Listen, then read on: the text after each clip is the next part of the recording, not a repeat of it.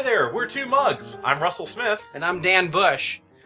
Well, what's in your mug today, Russell? Dan, we are excited to have a very special carameled bourbon barrel aged coffee from Kentucky Nose. Small batch handcrafted here in Kentucky. All right. Well, that's definitely from the Midwest. Yes, it is. Kentucky, Midwest. What do you think of that? You know, it's an interesting flavor. It is, if you like flavored coffee, I think it's good for flavored coffee. If you are a coffee snob, all about the bean, you're not getting a lot of the coffee bean forward in this. But if you like candy in your coffee, this is a good one. And it's not too sweet, though. No. It's not overpoweringly sweet. It's not sickeningly sweet. It's not syrup. No. So it is good. So it is good. You can taste the hint of bourbon in it. Yes, you can. Some people might like that. Scotland. It's not Scotch. That's right. It's Kentucky version of Scotch. Yeah. I do like your mug there today. Yeah, it's a fun choice. Well, tell me about your mug. You've got a story behind this. Oh yes. Well, this was one of my Christmas presents. Our family went and saw Star Wars over the holidays, and this is a Kylo Ren mug. And you'll know that would be the bad guy, thus the black here. Mm-hmm.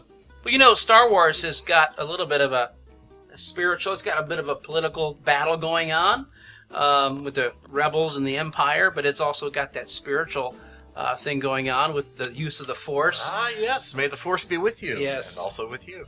So then I guess that leads into the question, spiritually, what's in your mug? Yeah. I'm going to say something about Christian spirituality. Okay. How would you define that? What is Christian spirituality? Yeah, I'm glad you asked. It's very fitting. I think Christian spirituality has a lot to do with the relational space between people, and particularly between men and women and the triune God. That's what makes it Christian. It's a relationship between us and God.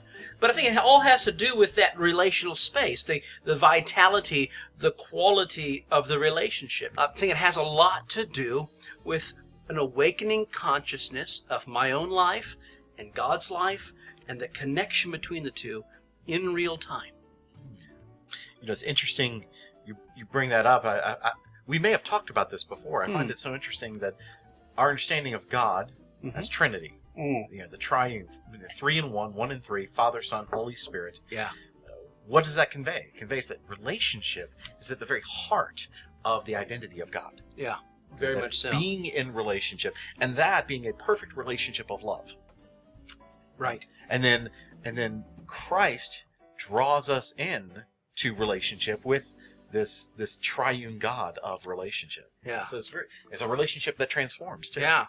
Well, there's this passage in Deuteronomy 7, verse 9, and let me read that to you. It says, "Know therefore that the Lord your God is God, the faithful God who keeps covenant and steadfast love with those who love him." And that brings to my mind this concept of knowing. Not just knowing about God, but knowing God in relationship. And God, especially with that verse, God calls us to know that he is for us, that he is the covenant-keeping God, that he is a steadfast God. And that strikes me that Christian spirituality is knowing God like that I might rest in the truth of that, rest in that relational space, a deep knowing. Yeah, and there is such a qualitative difference between knowing facts about and knowing personally someone. Yes. Yeah, I mean, I could tell you all kinds of facts about my wife, her height, her hair color, where she was born, her birthday, but it's a very different thing to know her as a person and to know what makes her laugh, and to know the things that get her excited and passionate, and it becomes a very, very different thing to know how to push someone's buttons, as it were. We do too much of that. It becomes easy. And coming to that place relationally where you can begin to trust. One of the hardest things we have in this life is trusting one another. and even harder, trusting the God that we do not see. And that spirituality, coming to the place of deeply trusting the Father. I remember where the Gospels speak about Jesus in the Garden of Gethsemane. And there's that, the Passion of the Christ with Mel Gibson's movie. I like how they portrayed that with just the agony and the sweat and the blood dropping. And you find Jesus rising up, with the words, not my will but yours. And then he rises up and he goes right to those who are going to arrest him with trust in the Father. And he's taken to the crucifixion. Where does the ability come from?